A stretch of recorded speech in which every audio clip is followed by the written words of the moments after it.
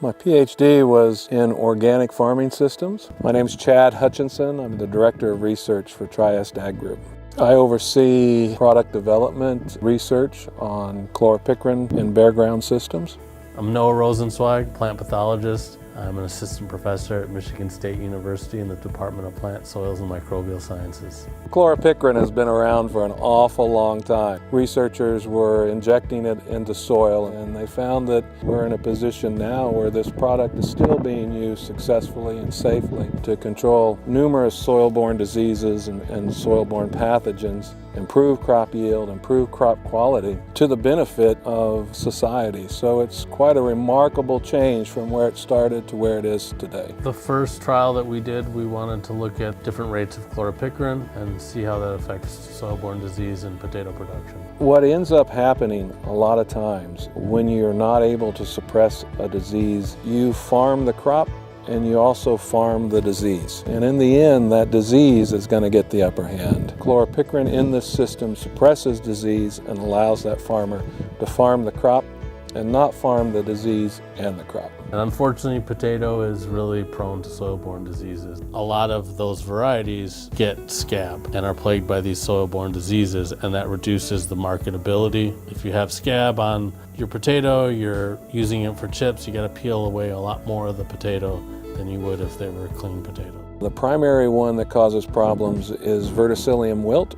It complexes with a nematode called lesion nematode. Chloropicrin is very good at suppressing verticillium wilt and the nematode that is in that complex as well. And that helps result in higher yields at the end of the season. One of the main reasons why we use fumigation in potato production is to try to reduce the amount of these pathogens in the soil. Common scab caused by Streptomyces scabi, but also 13 other Streptomyces species. That's where I see another benefit to fumigants is in the managing of those diseases. The first time we put chloropicrin in the ground and harvested that crop, it was quite remarkable the difference between treated and non-treated. We think of chloropicrin having sort of a 1-2 punch when it's applied. Initially, it's going to reduce or suppress disease in the field, and then after application, when the crop is growing, we see a return of beneficial microorganisms that help that plant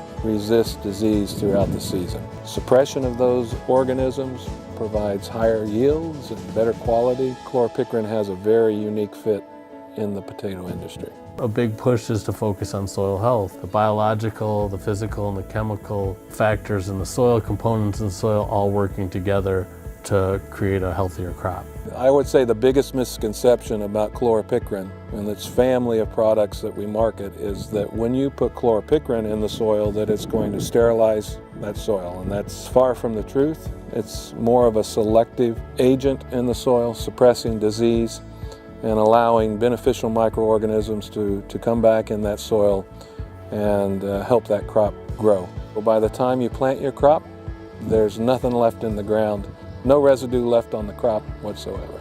We have all these tools. We can start saving the grower money because they don't have to apply as much product, getting better yields, and ultimately it all feeds into sustainability.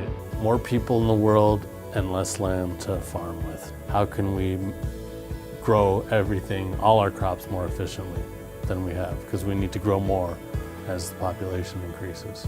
Quality land for farming is becoming more and more limited. Our products allow a farmer to farm his better ground more often, a financial benefit above and beyond the benefit the product provides to that immediate crop. I consider chloropicrin as sort of a baseline product in that you can put this into a crop production system and it helps that farmer, it helps the community, and it helps save rural America.